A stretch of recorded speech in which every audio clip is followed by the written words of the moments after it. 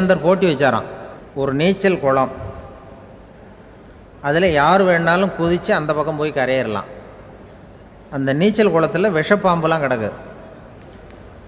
யார் துணிஞ்சி அந்த விஷப்பாம்பு இருக்கிற குளத்தில் குதித்து அந்த பக்கம் போய் கரையேறானோ அவனுக்கு ஒரு 100 ஏக்கர் நிலம் கொடுப்பேன்.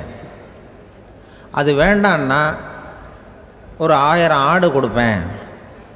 அதுவும் வேண்டான்னா என் பொண்ணை கொடுப்பேன் அப்படின்னு போட்டி வச்சார். அதான் மாப்பிள்ளையை தேர்ந்தெடுக்கிறதுக்கு அவர் ஒரு வழி, நீச்சல் குளத்தில் குதித்து கரையேறணும். இப்போ அந்த ஊரில் இருக்கிற இளைஞர்கள்லாம் வந்து பார்க்குறாங்க அந்த குளத்தில் குதிக்கணும்னு. ஆனால் குளத்தில் ஒரு விஷப்பாம்புலாம் கிடக்கு. இது என்ன பண்ணுறதுன்னு பார்த்தா யாருமே குதிக்கிறதுக்கு தைரியம் வரல.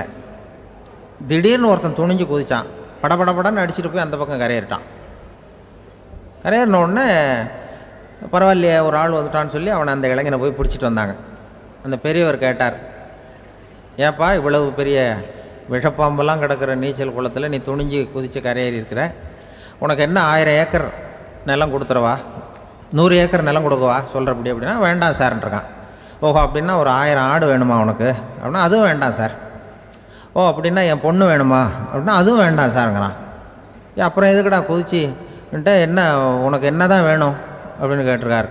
என்னை எவன் பிடிச்சி தள்ளி விட்டவன்னு தெரியணும் அப்படின்ட்டுருக்கான். அதுக்காக அவன் பார்த்துருக்கான். அப்படி இருந்தால் தான் துணிச்சல் வரும் இந்த காலத்தில்.